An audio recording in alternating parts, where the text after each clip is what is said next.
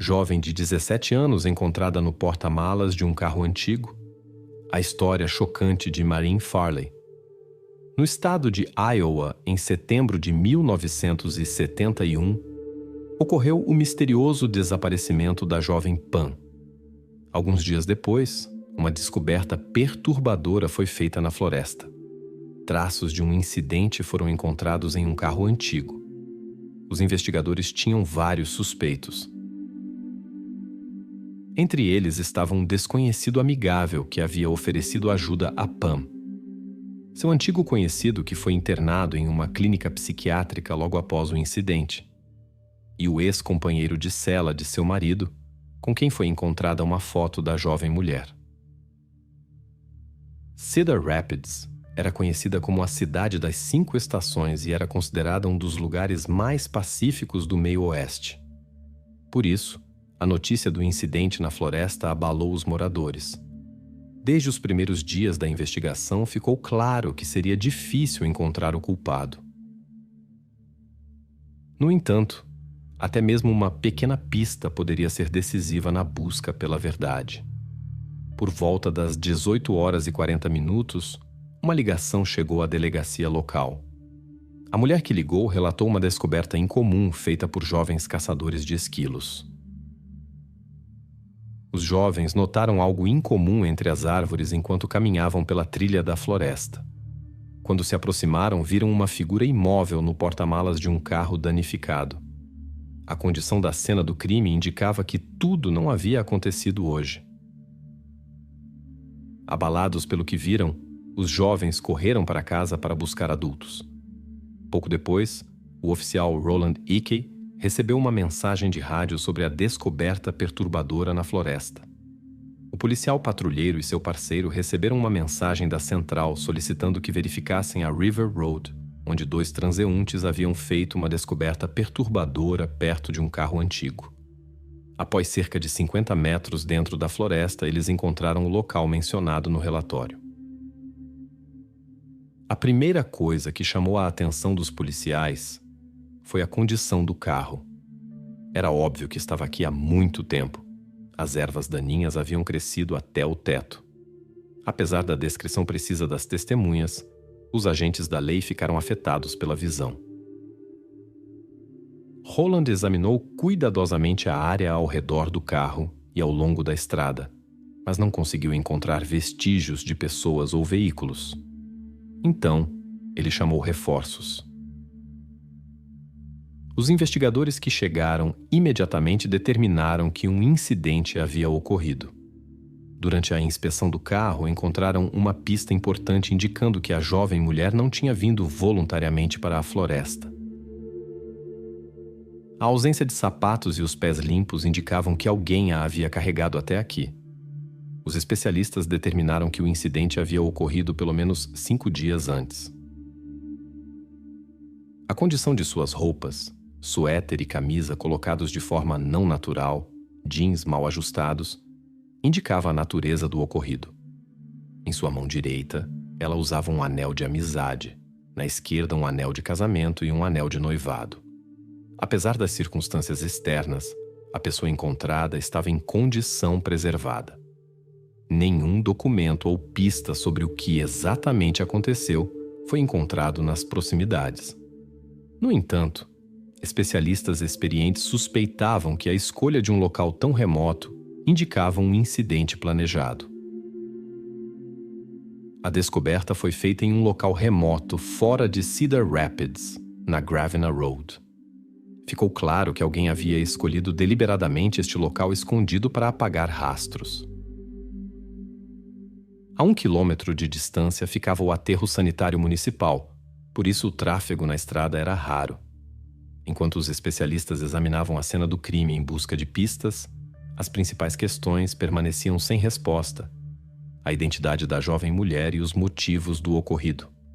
Os investigadores em Cedar Rapids aguardavam as conclusões dos especialistas. O exame médico revelou uma lesão cerebral causada por um golpe violento na cabeça.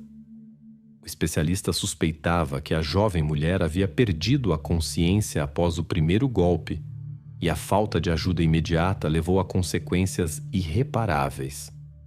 Na opinião do médico, o perpetrador possivelmente não havia planejado tal desfecho.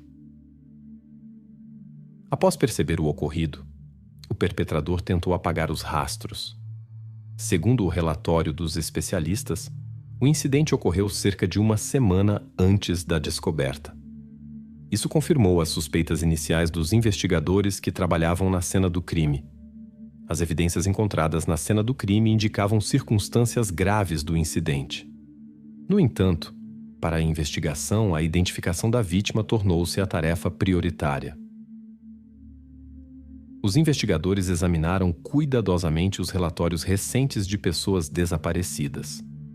A atenção foi atraída para o caso do desaparecimento de uma jovem mulher chamada Marin Farley. Características especiais, incluindo uma tatuagem no braço, ajudaram a estabelecer uma conexão com um incidente na floresta.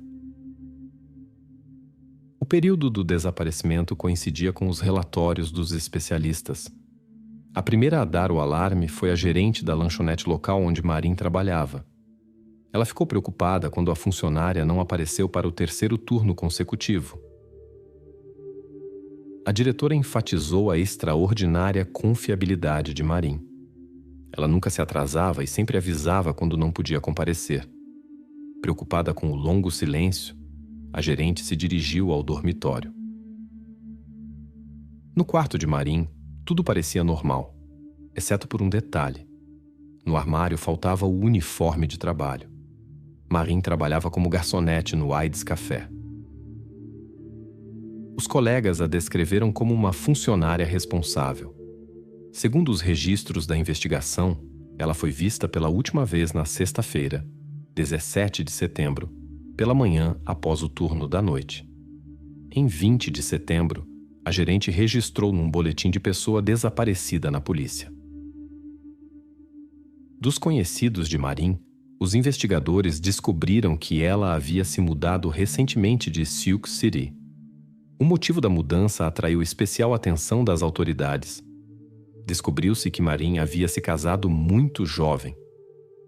Logo após o casamento, David, o marido de Marin, foi enviado para uma penitenciária perto de Cedar Rapids. Marin se estabeleceu nas proximidades.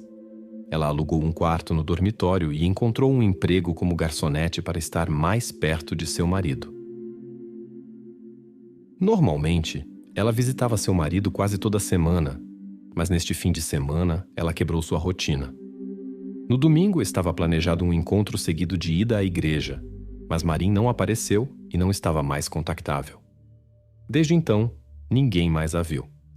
Segundo as investigações, algo aconteceu entre a saída para o trabalho na sexta-feira de manhã e a noite do mesmo dia. Durante a investigação, os oficiais de Cedar Rapids foram a Sioux City para falar com Mary, a mãe de Marin. Este passo provou ser importante para o caso. A mulher sentiu que algo estava errado. Ela estava convencida de que sua filha não desapareceria sem motivo. Depois de 4 dias, os mesmos oficiais trouxeram a triste notícia para Mary. Foi um golpe duro para ela. Embora tivesse pressentido o mal, a notícia sobre o ocorrido a deixou sem palavras. Foi particularmente difícil para os familiares lembrarem como Marin era. Ela era considerada o orgulho da família Brubaker e era a mais velha de 7 filhos. Todos se lembravam dela como inteligente, alegre e responsável.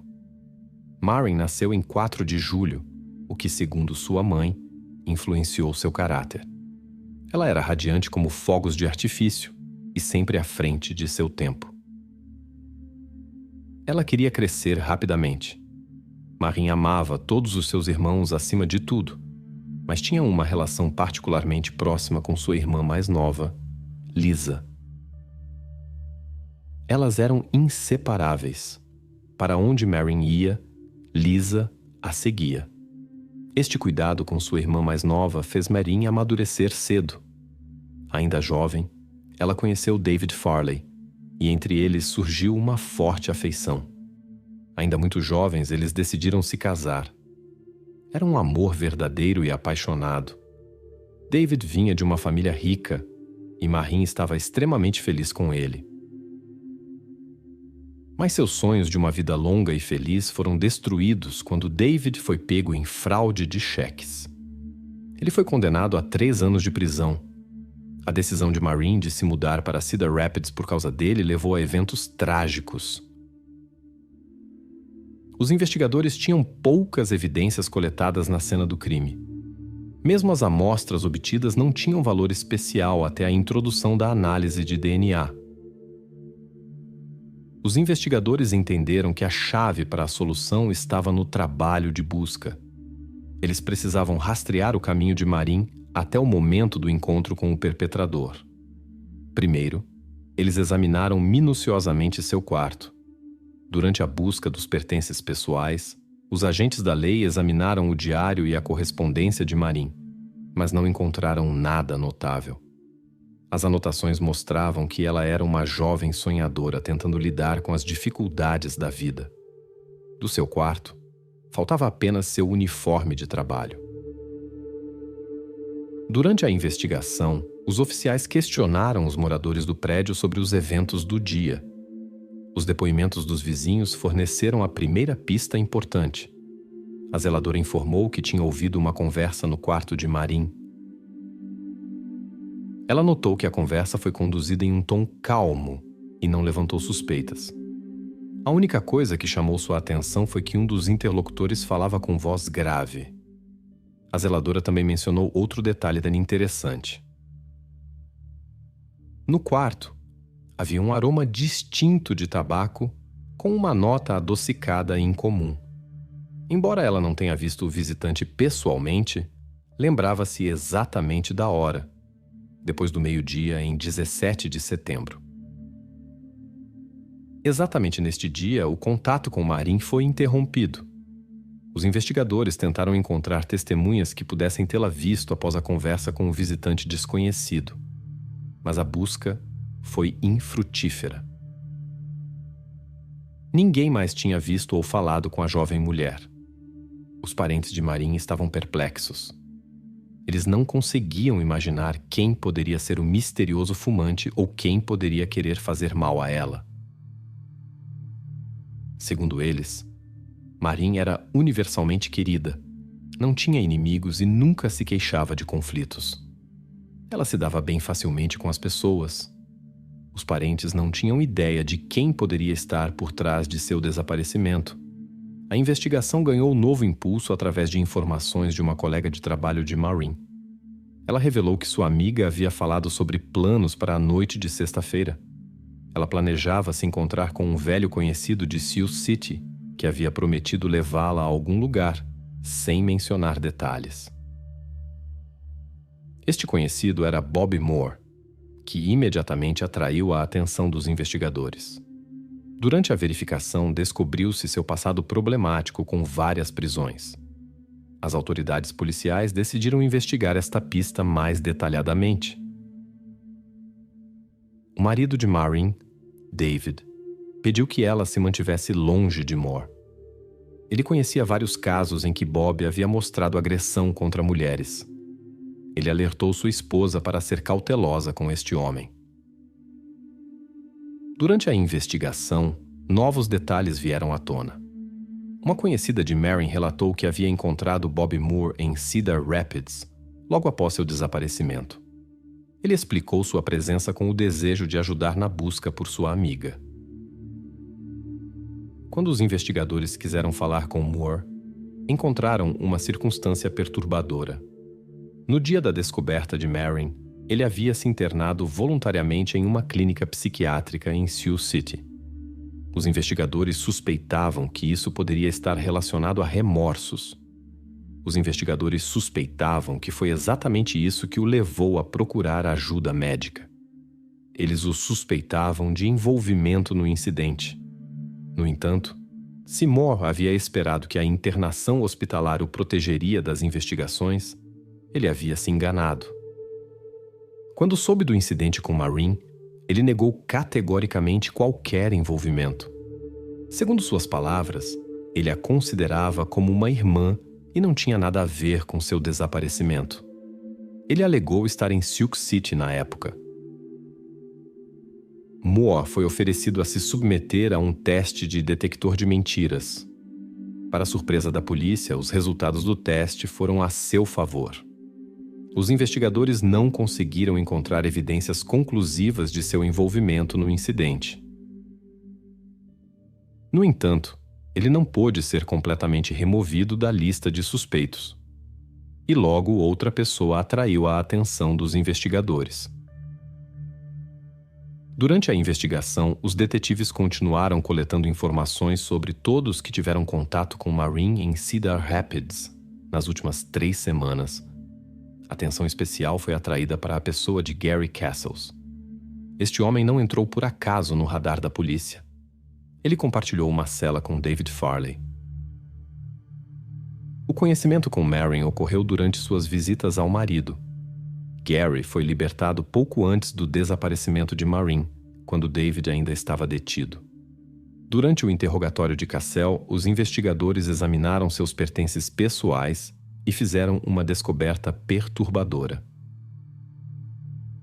Em sua carteira foi encontrada uma foto de Maureen Farley. Isso levantou muitas questões para os investigadores. Eles estavam particularmente interessados em saber por que ele guardava sua foto e qual era a relação entre eles. Surgiu a suspeita de que ele havia desenvolvido um interesse especial por ela durante suas visitas à prisão, e esta pista precisava ser investigada. Os investigadores reconstruíram todos os movimentos de Gary desde sua libertação até a noite do desaparecimento de Maureen. Havia suspeitas de que ele demonstrava interesse especial por ela e começou a observá-la. Na sala de interrogatório, os investigadores tentaram pressionar Gary Cassell.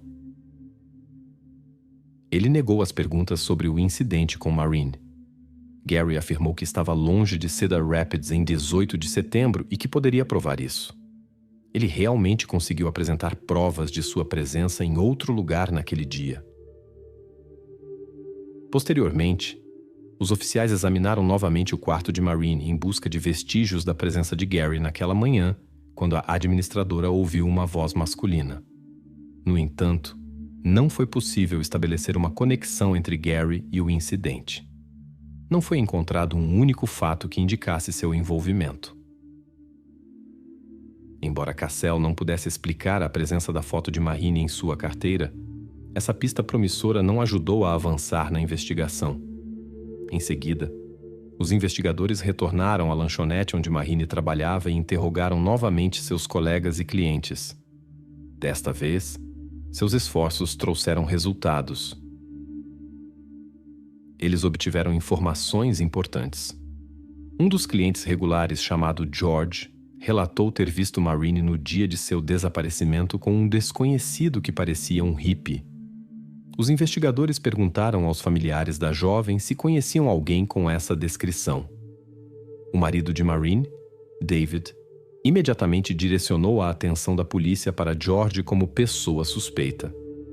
Quando os oficiais investigaram o passado de George, entenderam as preocupações de David Farley. Descobriu-se que George havia oferecido a Maureen a ajuda de seus conhecidos para libertar seu marido. A questão permaneceu. Era um desejo sincero de ajudar ou uma maneira de se aproximar da jovem? Conhecendo suas dificuldades, ele ofereceu-se para consertar seu carro. Os investigadores, no entanto, duvidavam do altruísmo desta oferta, especialmente considerando a significativa diferença de idade entre eles. George explicou aos policiais que durante uma conversa noturna com a jovem garçonete, decidiu oferecer uma mão amiga. Segundo suas palavras, ele foi tocado pelos problemas da jovem que se encontrava em uma situação difícil de vida. Os investigadores duvidaram de sua história e perguntaram sobre seu paradeiro no momento do desaparecimento de Maureen. Ele disse que estava no trabalho. A verificação confirmou. Ele estava realmente no depósito de ônibus Cedar Rapids, das 13 às 21 horas. A análise do cronograma mostrou que o horário de trabalho de George não permitia que ele estivesse envolvido no incidente. Os investigadores precisavam procurar outras pistas.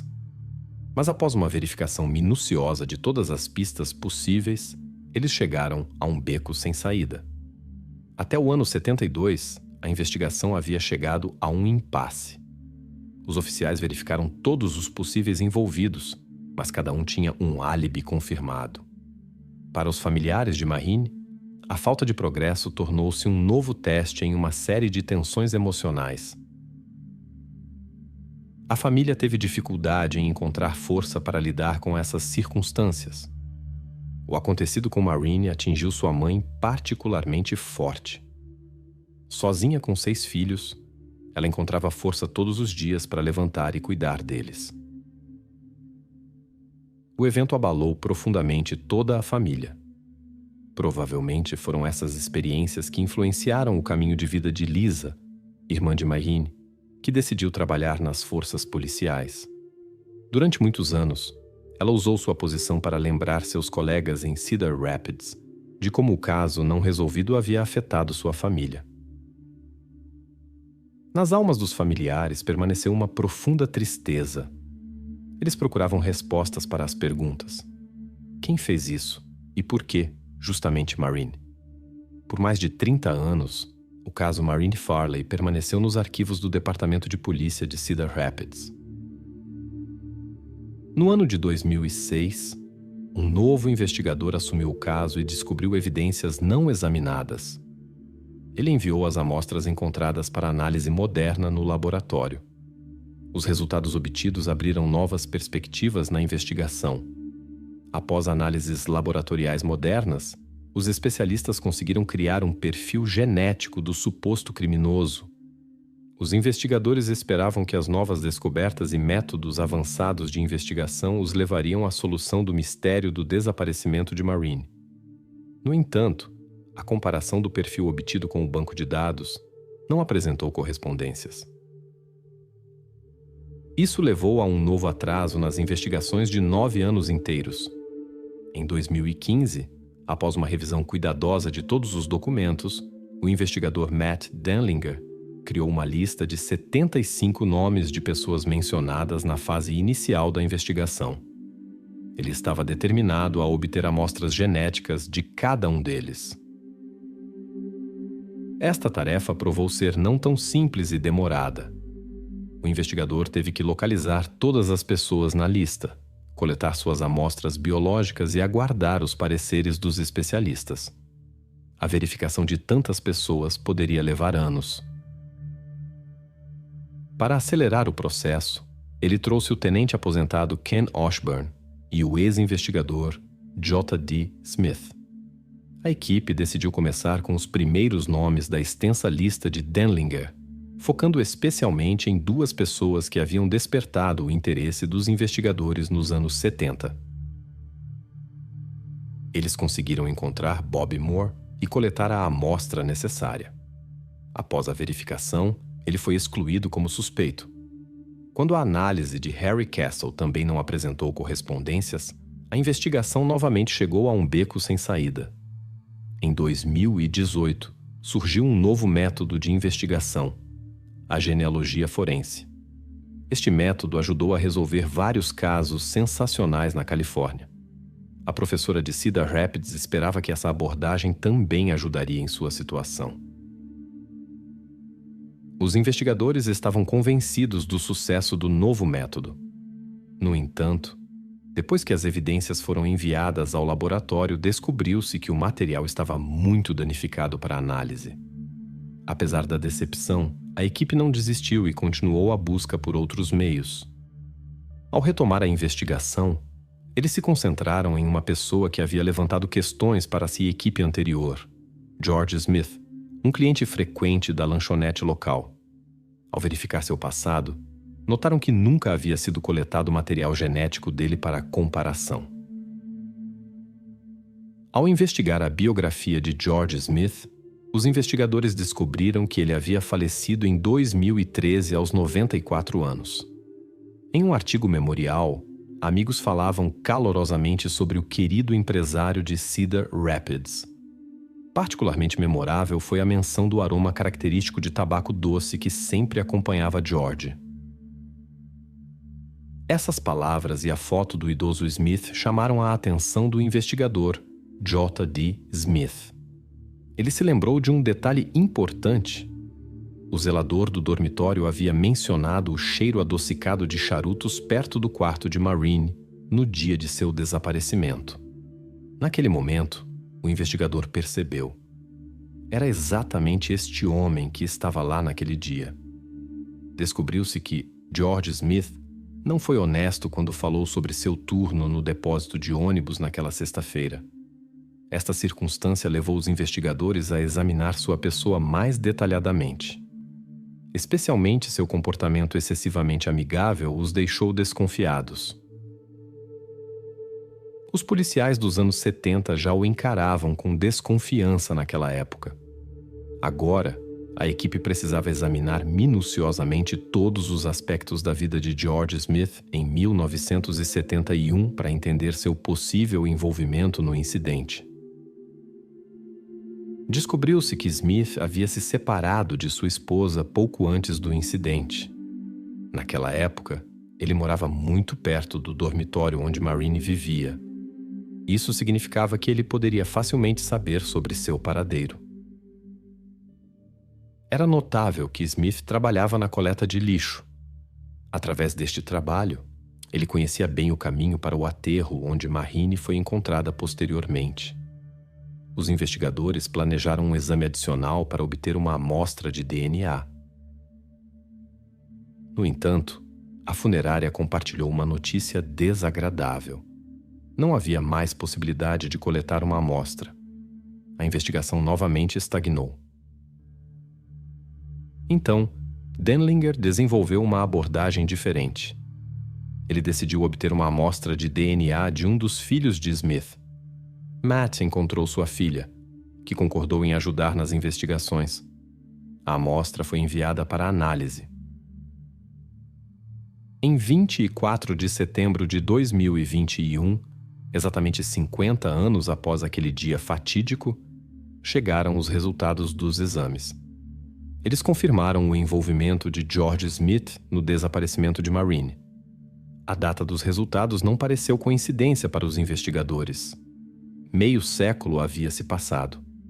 Os investigadores tiveram dificuldade em processar o ocorrido, assim como os familiares de Maureen, quando receberam a notícia pela qual esperaram 50 longos anos. O investigador Matt Denlinger lembra de cada segundo da conversa com a irmã de Maureen. A reação emocional de Lisa ficou gravada para sempre em sua memória. Mas o que mais o surpreendeu foram suas palavras. "Minha mãe está aqui. Conte a ela." Matt ficou atônito. Ele não esperava que a mãe de Maureen ainda estivesse viva. Eram exatamente momentos como esses que o haviam levado, e a seus colegas, à aplicação da lei. Ele teve a honra de informar a senhora idosa que o caso de sua filha finalmente havia sido resolvido, mesmo após tanto tempo. A família de Maureen não encontrou palavras para agradecer aos investigadores que não desistiram e concluíram o caso. Este momento foi especial, um triunfo da justiça, uma vitória da luz sobre a escuridão. Os eventos exatos daquele dia, quando os caminhos de Maureen Farley e George Smith se cruzaram, permaneceram desconhecidos. Mas as evidências coletadas ajudaram os investigadores a reconstruir o possível curso dos eventos. Eles suspeitam que George provavelmente convidou Maureen sob o pretexto de ajuda, possivelmente para aconselhamento jurídico ou conserto do carro. Quando Maureen chegou, George aparentemente tentou ganhar sua atenção. Depois que ela rejeitou suas tentativas de aproximação, a situação tomou um rumo trágico. A situação saiu de controle.